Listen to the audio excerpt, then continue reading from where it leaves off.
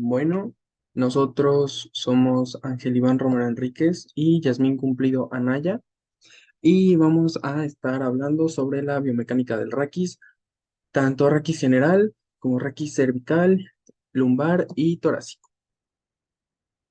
Para empezar vamos a hablar sobre el raquis general. Sabemos que el hombre es un vertebrado y que su aparato locomotor, cuyo eje es el del raquis, proviene de la transformación del Crossopterygii animal de cuatro patas con cola y que los elementos de este modelo se observan en el hombre, especialmente en la desaparición de la cola y el pase a la verticalidad.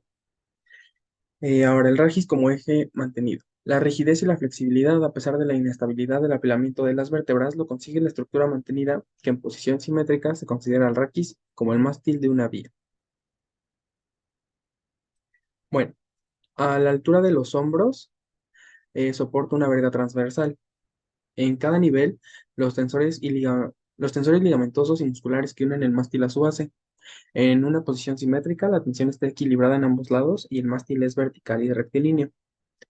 En posición de carga unilateral, cuando el peso recae de un lado de la pelvis vascular hacia el lado opuesto, por lo que la zona lumbar es convexa hacia el lado del miembro en descarga, cóncavo en la zona torácica. Y los tensores musculares se regulan automáticamente y restablecen el equilibrio. Esto debido a la influencia del sistema nervioso central. Ahora aquí podemos ver una imagen del raquis en conjunto. Está formado por la parte cervical, la torácica, lo lumbar, el sacro y el coxis. El raquis es el eje y el protector del eje nervioso. La columna vertebral constituye el pilar central del tronco. La porción torácica, que es la que vemos de color verde, se localiza un cuarto del espesor del tórax. En la porción cervical, que es la que vemos de color rojo, se centra un tercio del espesor del cuello. Y la porción lumbar del raquis es central. Su localización se debe a que esta es la que soporta al cráneo en su centro de gravedad y la porción torácica, en la porción torácica los órganos desplazan el raquis hacia atrás. La porción lumbar soporta el peso del tronco. Además, el raquis constituye el canal raquídeo como protector flexible del bulbo raquídeo y de la médula espinal. Ahora, nuestro raquis tiene curvas. Desde una vista anterior o de espaldas, el raquis es rectilíneo. Desde una vista plano sagital, la columna presenta cuatro curvas. La primera es la curva sacra o sifosis sacra de concavidad anterior, que es la de hasta abajo. Luego viene la curva lumbar o lordosis lumbar, que es de concavidad posterior. Luego viene la curva torácica o sifosis torácica, que es de convexidad posterior. Y finalmente la curva cervical o lordosis cervical de concavidad posterior. Desde un plano frontal, a estas curvas se les llama giba o escoliosis. Ahora, la aparición de las curvas raquídeas. Esta ocurre desde la filogénesis, que es el enderezamiento del hombre, donde inicialmente la curva lumbar era cóncava hacia adelante, de modo que aparece la lordosis lumbar cóncava hacia atrás. El raquis cervical pasó a articularse con la caja craneal por detrás a la base del cráneo progresivamente. Y según Willis explica, durante la ontogénesis existen unas etapas de consolidación de la lordosis lumbar, en donde ésta adopta su forma o curva definitiva a los 10 años. Ahora, las curvas raquídeas. Estas aumentan la resistencia del raquis a las fuerzas de compresión axial. Algunos ingenieros han demostrado que la resistencia de una columna con curvas es proporcional al cuadrado del número de curvas en el caso de la columna vertebral. Tiene tres curvas: la lordosis lumbar, la sifosis torácica y la lordosis cervical. Su resistencia es 10 veces mayor a la columna rectilínea. La importancia de estas curvas raquídeas se mide mediante el índice raquídeo de Delmas, el cual consiste entre la relación de la longitud alcanzada por el raquis desde la meseta de la primera vértebra sacra hasta el atlas y la altura entre la meseta superior del sacro y del atlas. Aquí podemos ver la constitución de la vértebra, eh, la estructura del cuerpo vertebral de hueso esponjoso cubierta de hueso cortical permite la distribución de las fuerzas por todo el cuerpo, por la disposición de las trabéculas del hueso, donde el cruce de los sistemas trabeculares establece puntos de resistencia. Aquí vemos el cuerpo vertebral. Entre el cuerpo vertebral y los procesos articulares podemos encontrar el pedículo. Vemos el proceso articular superior, el inferior. Vemos el proceso transversal. Vemos la lámina y articulado con la lámina el proceso espinal, que es la parte posterior de la vértebra. Ahora, las vértebras tienen divisiones funcionales. El cuerpo vertebral constituye el pilar central o de soporte. El arco posterior sujeta las apófisis articulares y desempeña una función dinámica. La vértebra constituye un elemento pasivo y el núcleo un segmento móvil, donde se incluye el disco intervertebral, el agujero de conjunción, las articulaciones cigoapofisiarias, el ligamento amarillo y el ligamento interespinoso. Es importante mencionar que la relación funcional entre el pilar anterior y el posterior reside en la articulación cigoapofisiaria, que actúa como una palanca o tijera de interapoyo que permite amortiguar las fuerzas de compresión axial pasiva y activa por los movimientos de la columna. La unión intervertebral. En el pilar anterior está dada por el ligamento longitudinal anterior, que se extiende desde la base del cráneo hasta el sacro, el ligamento longitudinal posterior, que se extiende desde la apófisis basilar del occipital hasta el canal sacro. Esta unión queda garantizada por el disco intervertebral, que constituye el anillo fibroso y el núcleo pulposo. Ahora, el pilar posterior está dado por el ligamento amarillo, que se inserta en la cara profunda de la lámina vertebral de la vértebra superadyacente y por debajo en el borde superior de la lámina vertebral de la vértebra subadyacente. El ligamento interespinoso que se prolonga desde el ligamento supraespinoso, el ligamento intertransverso que se inserta en cada extremo de las apófisis transversas. Y bueno, las articulaciones cigoapofisiarias con ligamentos capsulares. Ahora, la estructura del cuerpo vertebral. Esta va a constar de un núcleo pulposo que está compuesto por un 87%, un 88% de agua y por una parte periférica que es el anillo fibroso, el cual está conformado de capas fibrosas concéntricas, de modo que haya encerrado el núcleo pulposo entre las mesetas. Aquí vemos el núcleo pulposo, el anillo fibroso rodeándolo y el cartílago y el hilo. Ahora, el núcleo pulposo tiene forma de una esfera, por lo que se puede comparar con una rótula. Esta permite tres clases de movimientos. La inclinación en un plano sagital, permitiendo la flexoextensión. La inclinación en un plano frontal, permitiendo la inflexión lateral. Los movimientos de rotación de las mesetas. Y ya. Durante la flexión de la meseta se desplaza hacia adelante. Durante la extensión la meseta se desplaza hacia atrás. Y durante la inflexión la meseta se desplaza hacia el lado de la inflexión. Entonces, esta articulación ofrece 6 grados de libertad: la flexoextensión, la inclinación lateral y la rotación tanto derecha como izquierda. Ahora, estado de precompresión del disco y la autoestabilidad de la articulación intervertebral.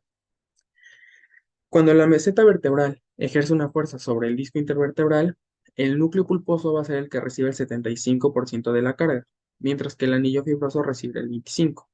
El núcleo pulposo, al recibir la mayor parte, actúa como distribuidor de la presión mediante el estado de pretensión.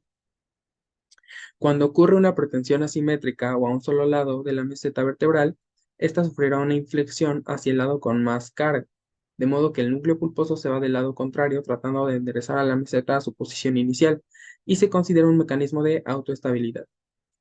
Cuando tenemos a un disco que fue previamente cargado, se le agrega bruscamente una sobrecarga.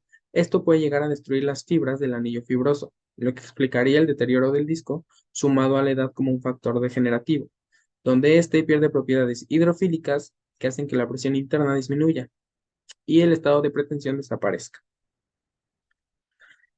Ahora, la migración del agua en el núcleo pulposo.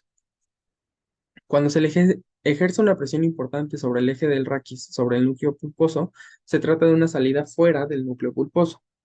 Durante el día, el individuo se mantiene el núcleo menos hidratado que cuando se levanta por la mañana, lo que reduciría un grosor hasta en 2 centímetros. Durante la noche, mientras dormimos, en posición de cúbito supino, se recupera esta agua, lo que indicaría que la persona sea más alto que en la noche. Ahora, se demostró que cuando un disco se le somete a una carga constante, ésta recupera su grosor del núcleo exponencialmente y que requiere de un tiempo, lo que indica que si esto ocurre con frecuencia, el disco no recuperará su grosor inicial, lo que podría provocar un envejecimiento del disco intervertebral. Las fuerzas de compresión sobre el disco. Cuando a un disco se le somete una carga de 100 kilogramos, el disco sano disminuye 1,4 milímetros y se ensancha. Por el contrario, si a un disco lesionado le añadimos esta misma carga de 100 kilos, su diámetro disminuirá en 2 milímetros y la recuperación del grosor inicial va a ser incompleta. De igual manera, cuando el disco es normal, las articulaciones hipoapoficiarias son paralelas y regulares, pero cuando el disco presenta anomalías, las articulaciones hipoapoficiarias se alteran y entreabren hacia atrás. Ahora, según el nivel, va a haber variaciones en el disco, pues su grosor no es el mismo. El lumbar es de 9 milímetros de altura, el torácico es de 5 milímetros de espesor y el cervical es de 3 milímetros de espesor. Se demuestra que la proporción del disco otorga mayor movilidad, lo que indica que en los diferentes segmentos del raquis varía la ubicación del núcleo pulposo. Generalmente en el raquis lumbar, el disco se halla más centrado, porque en él se somete mayor compresión axial, ya que recae todo el peso del tronco. Ahora, comportamiento del disco intervertebral en los movimientos elementales. Cuando se ejerce fuerza de atracción axial, las mesetas se separan y aumentan el grosor del disco, sumado a la tensión de las fibras del anillo fibroso. Cuando se ejerce compresión axial, el disco se ensancha y se aplasta, y la presión aumenta transmitiéndola lateralmente a las fibras del núcleo pulposo.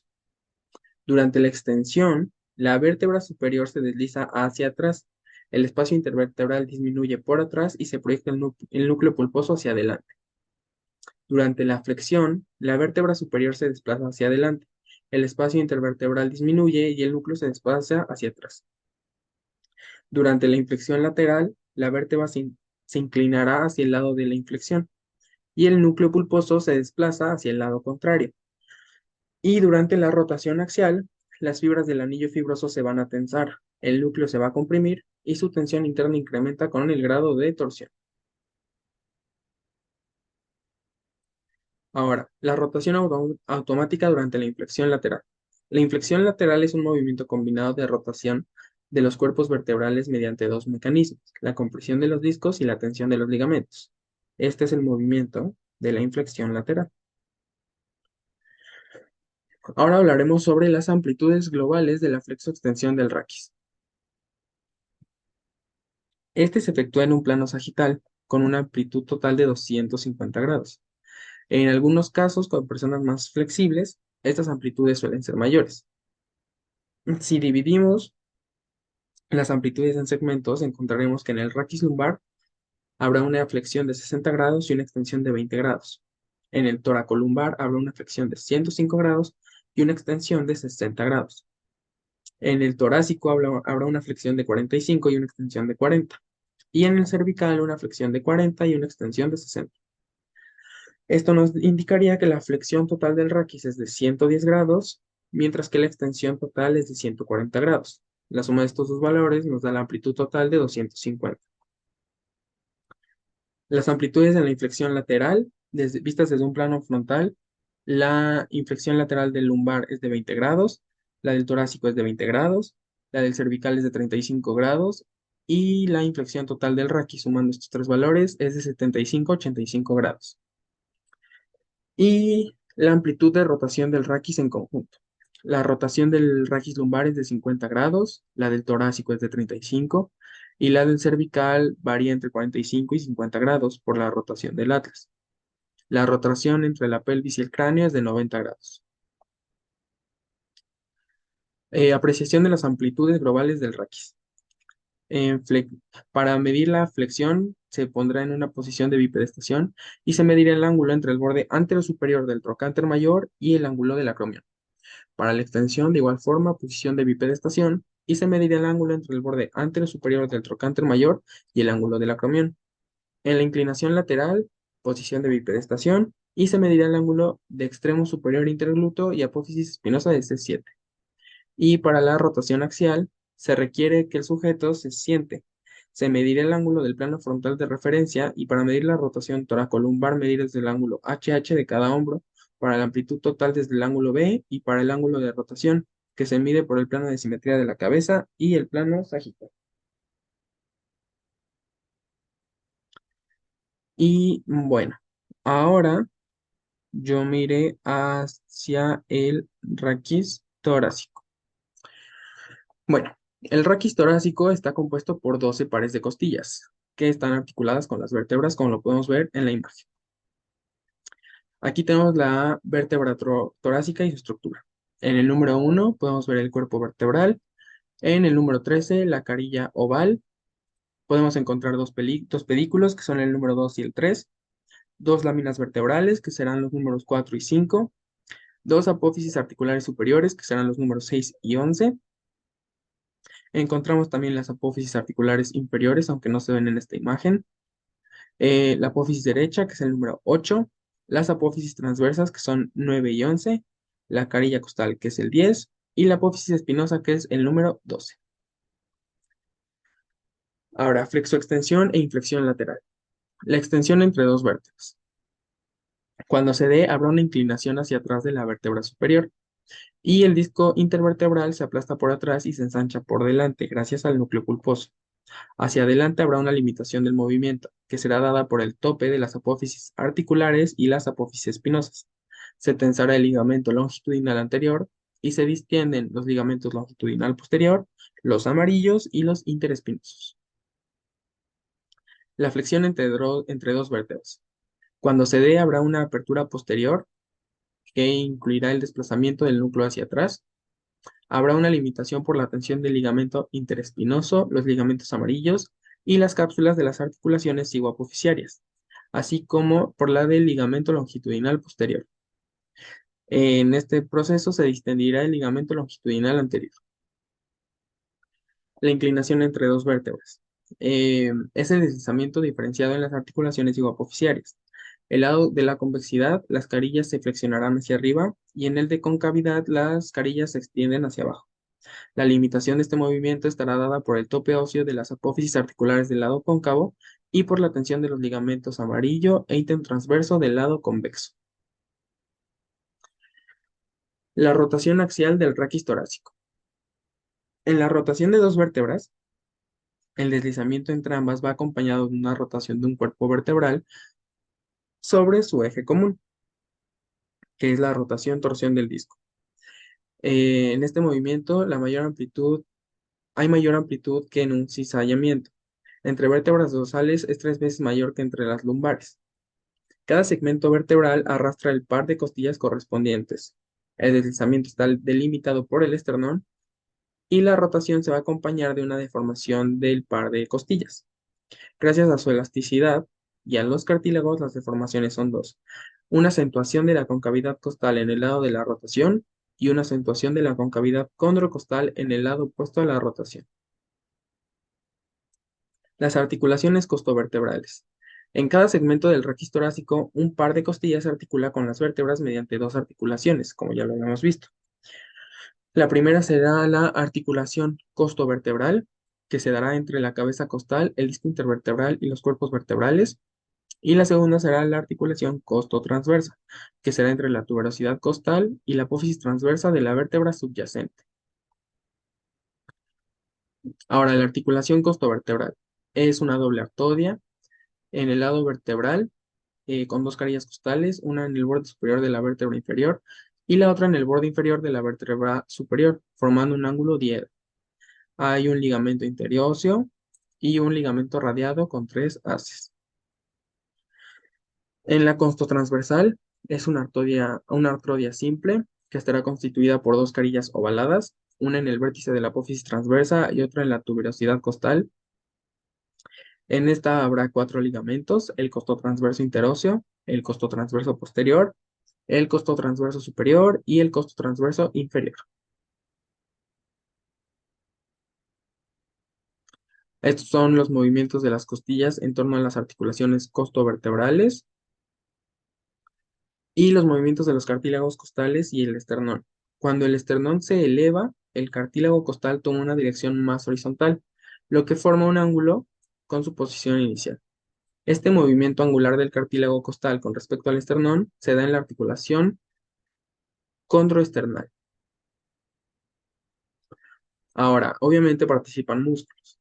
Entonces hablaremos de los mecanismos de los músculos intercostales y del músculo transverso del tórax. Músculos intercostales. Se pueden constatar 3 tipos de fibras musculares: los elevadores de las costillas, los intercostales externos y los intercostales internos. Los externos son elevadores de las costillas, por lo tanto son inspiradores, mientras que los internos son descensores de las costillas o espiradores. Mecanismos de los músculos intercostales y del músculo transverso del tórax. El transverso del tórax tiene una localización retroesternal, está situado en la cara posterior del esternón. Sus fibras que se insertan de la segunda a la sexta costilla son oblicuas hacia abajo y hacia adentro, y su contracción determina el descenso de los cartílagos costales correspondientes, por lo tanto es un espirador. Este es el mecanismo del diafragma durante la respiración, y ahora hablaremos sobre los músculos de la respiración. Estos se dividen en dos categorías, los de la inspiración y los de la expiración. Los de la inspiración elevarán las costillas y el esternón, mientras que los de la expiración descenderán las costillas y el esternón, y se distribuyen en cuatro grupos. El primer grupo son los principales de la inspiración, que son los intercostales externos, los elevadores de las costillas y el diafragma. En el segundo grupo encontramos los músculos accesorios de la inspiración, que son el esternocleidomastoideo, los escalenos anteriores, medios y posteriores, pectoral mayor y menor, los haces inferiores del serrado anterior, el dorsal ancho, el serrado posterior superior y las fibras superiores del músculo iliocostal torácico. En el tercer grupo encontraremos a los principales músculos de la expiración, que serán los intercostales internos, mientras que en el cuarto grupo encontraremos a los músculos accesorios de la expiración, que condicionan la expiración forzada y el esfuerzo abdominal. En los músculos abdominales está el músculo recto del abdomen, el oblicuo externo y el oblicuo interno. Y en la región tóraco-lumbar se encuentra la porción inferior del músculo iliocostal torácico, el longísimo, el serrato posterior inferior y el cuadrado lumbar. Ahora, el diafragma va a tener una relación con los músculos abdominales.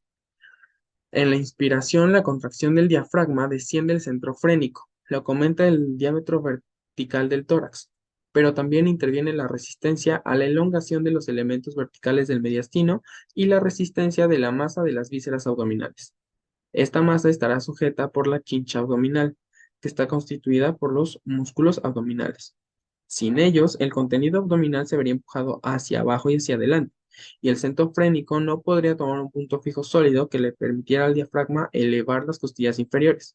De este modo, la acción antagonista sinérgica de los músculos abdominales es indispensable para la eficacia del diafragma. En la expiración, al contrario, el diafragma se relajará y la contracción de los músculos abdominales desciende el orificio inferior del tórax, lo que disminuye simultáneamente los diámetros transversal y anteroposterior del tórax.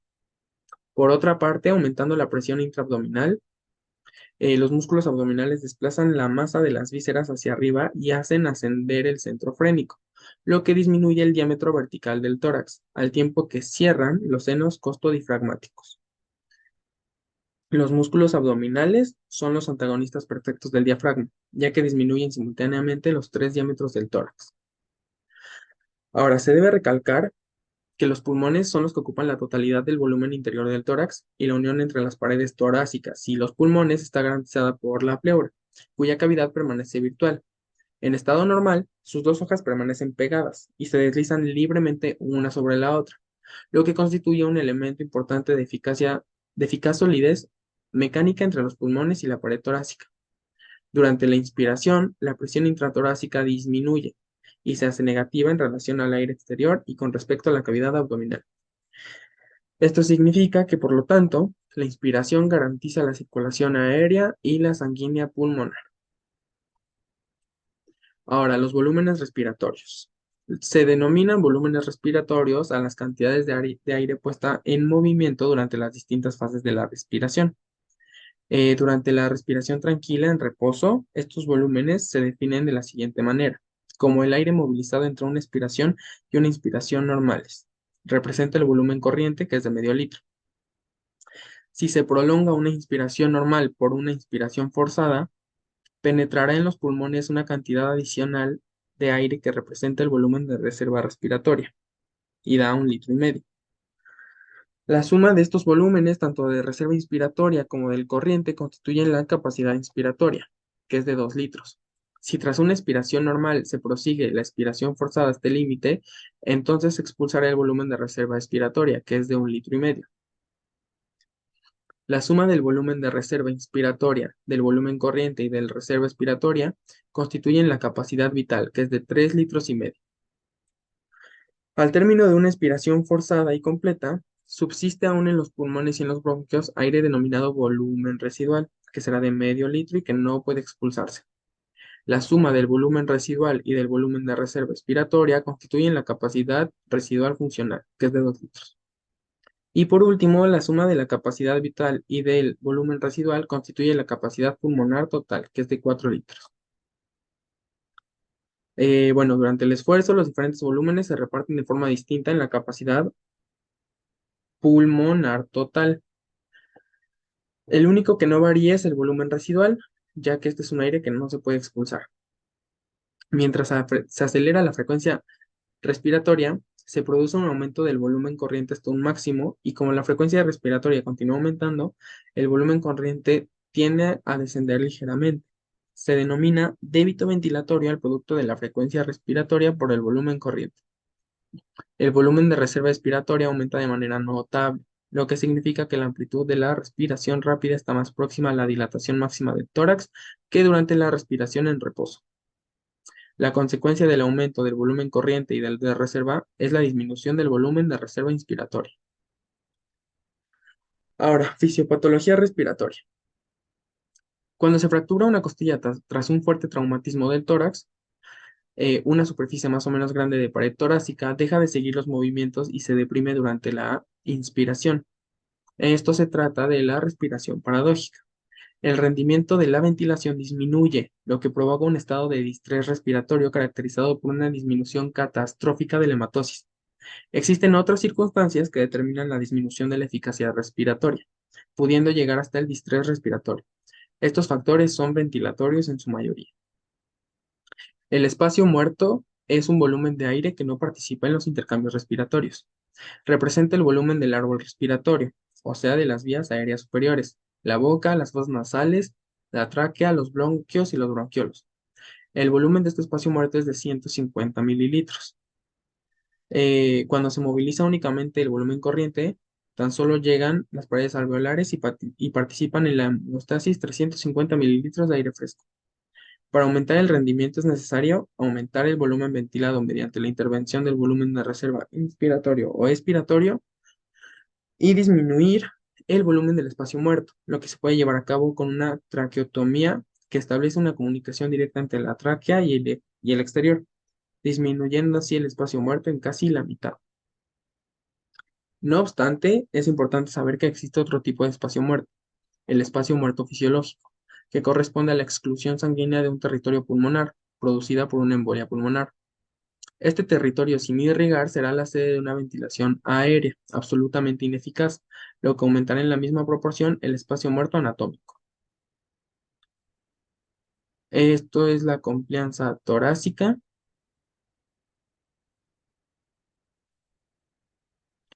Y ahora hablaremos sobre los mecanismos de la tos. Este tiene tres fases. La primera fase es una inspiración profunda que hace entrar en el árbol bronquial y en los alvéolos la mayor parte del volumen de reserva inspiratorio. Esta inspiración profunda tiene el inconveniente de que puede arrastrar hacia los bronquiolos cuerpos extraños que han franqueado la glotis. En la segunda fase, que es la puesta en tensión, intervienen dos factores, el cierre de la glotis y la contracción violenta de los intercostales y de la totalidad de los músculos respiratorios accesorios y de los abdominales. Durante el transcurso de esta segunda fase, la presión intratorácica aumenta de manera considerable. La tercera fase es la expulsión. Mientras que los músculos respiratorios accesorios permanecen tensos, la glotis se abre bruscamente y libera una violenta corriente de aire bronquial que arrastra las partículas extrafinas y los paquetes de moco, haciéndoles franquear el orificio glótico hacia la faringe, donde se expectorarán. La maniobra de Heimlich es una maniobra para ayudar en los momentos en los que una persona se está ahogando con un cuerpo extraño. Lo primero que se tiene que hacer antes de llegar a esto es suspender a la persona por los pies y agitarlo. Esto consigue que el objeto salga. Si no, dar golpes vigorosos en la espalda del adulto. Aunque si tras 5 golpes no hay resultado, se recurrirá a otras maniobras. Esta maniobra, la maniobra de Heimlich, Consiste en comprimir de forma violenta el epigastrio del individuo en distrés, colocándose detrás de él. Esta maniobra también la puede ejecutar la misma persona si está solo, comprimiendo su epigastrio contra el respaldo de una silla. Los músculos de la laringe. Sabemos que el aparato laríngeo interviene en tres funciones esenciales, que son el cierre de la glotis, la protección de las vías aéreas y la fonación.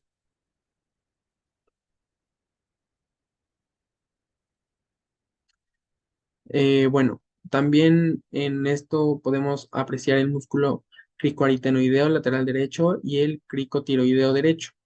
La gran flecha blanca que se introduce en el edificio epiglótico está constituido por arriba por el cartílago epiglotis, lateralmente por los ligamentos aritenoepiglóticos recubiertos por los músculos aritenoepiglóticos, por abajo por los cartílagos corniculados unidos por los ligamentos y los cricocorniculados recubiertos por detrás por las fibras transversales del músculo inter, interaritenoideo transverso. La glotis y las cuerdas vocales. La glotis es el orificio que controla el paso de aire a la altura de la laringe. Se presenta como una hendidura triangular de vértice anterior.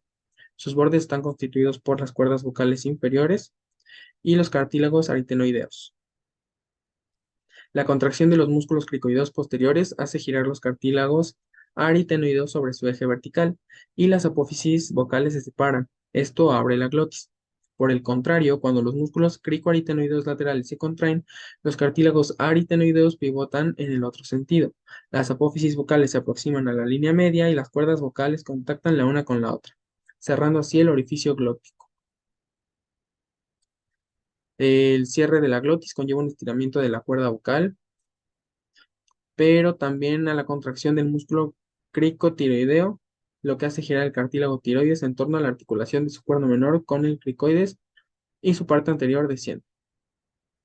Algunos de los mecanismos que regulan la tensión de las cuerdas vocales son el cierre del orificio glótico por la contracción del músculo cricoaritenoideo lateral y la báscula anterior del cartílago tiroides por contracción del músculo cricotiroideo.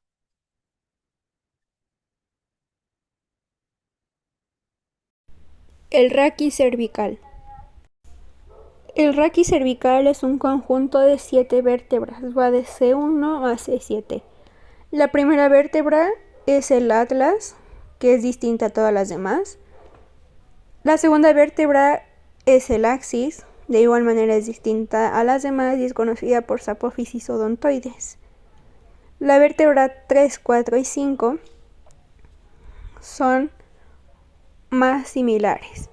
Y la vértebra 7 es más prominente y es la más móvil de todo este raquis. Lo que estamos viendo aquí es la vértebra C1, mejor conocida como atlas.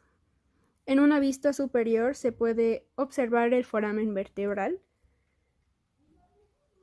En su vista posterior se observa el tubérculo posterior y a continuación de este se encuentran los arcos posteriores.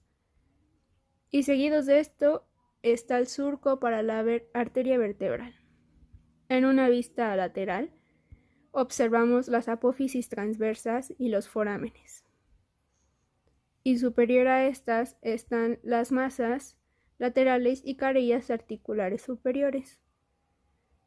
En una vista inferior de la vértebra encontramos las carillas articulares inferiores y el foramen vertebral. En esta vista también se puede apreciar la carilla para la apófisis odontoides.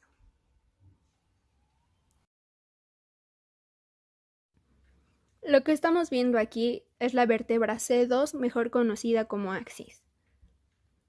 En una vista superior podemos observar el foramen vertebral. En su carilla anterior observamos el cuerpo de la vértebra y superior a este encontramos a la apófisis odontoides. De igual manera, podemos observar las apófisis transversas con sus forámenes y superior a estas encontramos las carillas articulares superiores.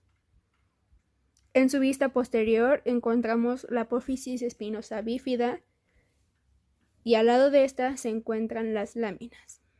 seguidas de los pedículos. Y esta es nuestra vértebra axis. Esta es una vista lateral de nuestro raquis cervical.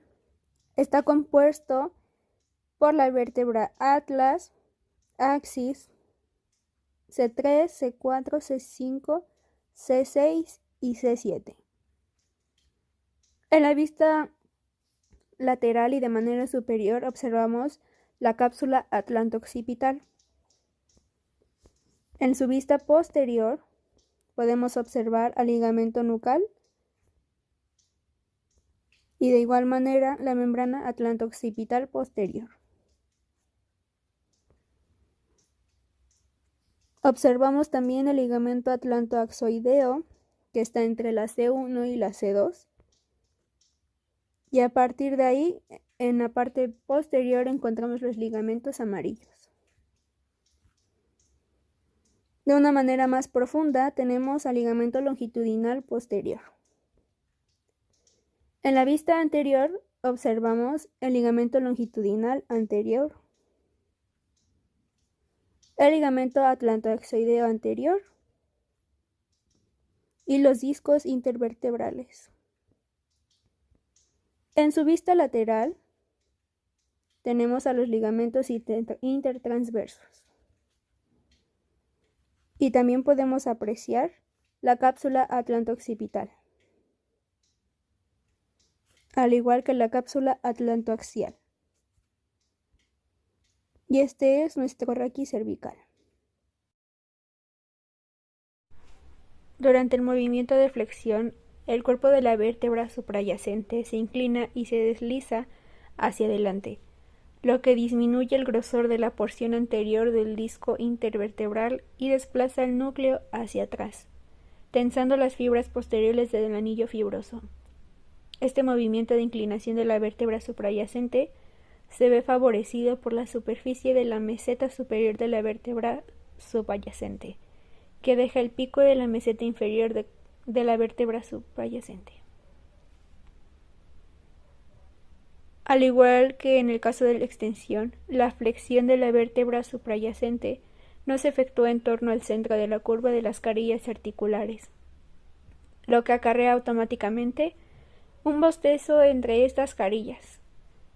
La carilla inferior de la vértebra suprayacente se desplaza hacia arriba y hacia adelante, a la par que produce un bostezo hacia abajo y hacia atrás, formando un ángulo I' igual al ángulo I de flexión, formado por las mediatrices de las carillas articulares. Durante el movimiento de extensión, el cuerpo de la vértebra suprayacente se inclina y se desliza hacia atrás, y el espacio entre las mesetas vertebrales se estrecha más por detrás que por delante. El núcleo pulposo se desplaza ligeramente hacia adelante y de este modo el eje oblicuo en cada segmento realiza un movimiento mixto de inclinación y de rotación que se añade al movimiento de flexo-extensión. A la totalidad del raquis inferior entre C2 y T1 se añade un componente de extensión. De hecho, si se parte de una vértebra T1 estrictamente situada en el eje, el movimiento entre C7 y T1 desembocará en una rotación-inclinación de C7, y el movimiento entre C6 y C7, que parte ya de una posición de inclinación-rotación, conllevará esta vez no solamente una rotación y una inclinación, sino que también una extensión, y este mecanismo se acentuará de abajo a arriba, de tal modo que si se proyecta el movimiento mixto del raquis cervical inferior o en conjunto sobre los tres planos de referencia, o si se realizan radiografías de frente y de perfil, se puede apreciar cómo aparecen los siguientes componentes. En el plano frontal, un componente de inclinación. En el plano sagital, un componente de extensión. Y en el plano transversal o horizontal, un componente de rotación. Por lo tanto, se puede afirmar que, además de los movimientos de flexo-extensión, el raquis cervical solo puede realizar movimientos siempre parecidos a sí mismos, estereotipados, movimientos mixtos de inclinación, rotación, extensión. teniendo en cuenta que el componente de extensión se ve en cierta medida automáticamente compensado por una flexión en el mismo raquis cervical inferior. En cambio, se podrá ver que en el resto de los componentes solo pueden ser compensados en el raquis cervical superior. El raquis lumbar. Este reposa sobre el zócalo de la pelvis, articulándose con el sacro. Soporta el raquis torácico y es el más móvil del conjunto del raquis. Al igual que este, carga más peso del tronco. Sufre, por lo tanto, más patologías como la lumbalgia o la hernia discal. Lo que tenemos aquí es el conjunto del raquis lumbar, que está compuesto por 5 vértebras. Va de la L1 a la L5. Una vértebra lumbar se compone del cuerpo, de la apófisis espinosa, las láminas, las carillas articulares superiores, las carillas articulares inferiores. En una vista lateral se pueden observar sus apófisis transversas y los pedículos. De manera inferior tenemos a las carillas articulares inferiores. Y también se puede apreciar el foramen vertebral.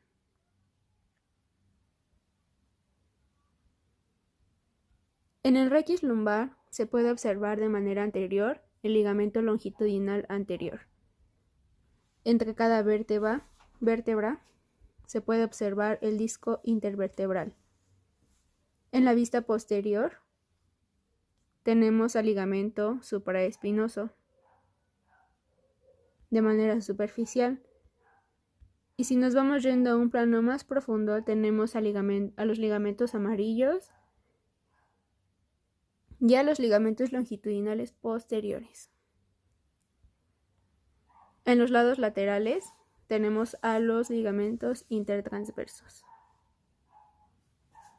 Este conjunto del raquis lumbar nos permite realizar movimientos como flexión, la cual estamos observando aquí, una extensión también.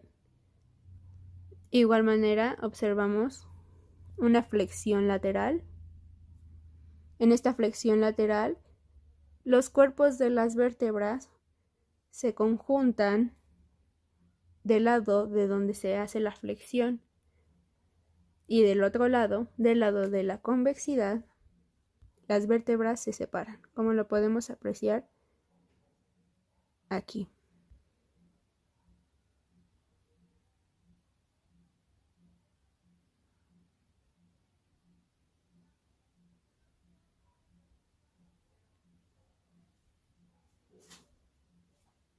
En el movimiento de flexión, en el movimiento de extensión, como estamos observando aquí, la vista anterior de la columna